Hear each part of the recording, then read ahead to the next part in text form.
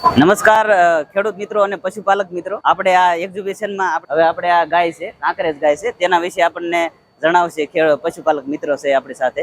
તો તમારો પરિચય અમારા મિત્રોને થોડોક દેજો. મારું નામ ચૌધરી સુરેશભાઈ કાનાભાઈ, બનાસકાંઠા જિલ્લાથી દીવદર તાલુકો લીલાધર ગામ. તો આપણે આ ગાય કઈ છે? આપણે કાંકરેજ ગાય છે.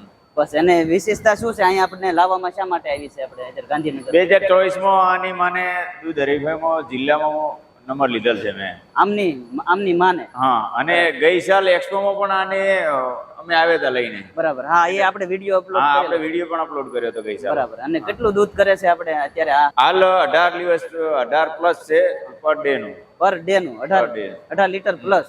એક ટાઈમ બે ટાઈમ 9 લીટર 9.5 લીટર. બરાબર. અને આની માં છે એ કેટલું દૂધ કરતી હતી આપણે? એની માનું દૂધ છે 12 લીટર, 24 દિવસનું. 24. હા. આને આપણે કેટલામાં વેતર છે એવું?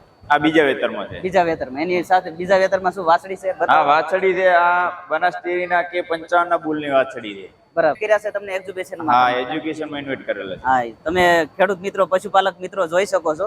આપણે પશુપાલન કરતા હોય અને સારી ઓલાદની આપણે ગાય કે ભેંસો કાંઈ હોય છે તો અહીંયા આપણે ઇન્વાઇટ કરે છે એગ્રી એશિયામાં કે આને આપણે આ બ્રીડની કોઈને જોઈએ, આપણે કોઈ બુલ છે કે એ જોઈએ તો કોઈને તમે આ પરચેસ કરો. હા, સારી ઓલાદની સારું બ્રીડિંગ કરવા માટે એના બુલ મળી રહે. હા, બરાબર. જો મારા પાસે સારી નસલની કોકરેજ ગાય છે, મતલબ કે બનાસ ડેરી દ્વારા એની દૂધ માપણી કરવામાં આવે છે.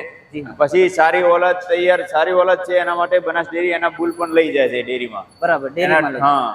તો અહીંયાથી એને કોઈને જોઈએ તો મળી પણ જાય છે. એના ડોઝ ત્યાંથી મળી જાય. હા, ઓકે.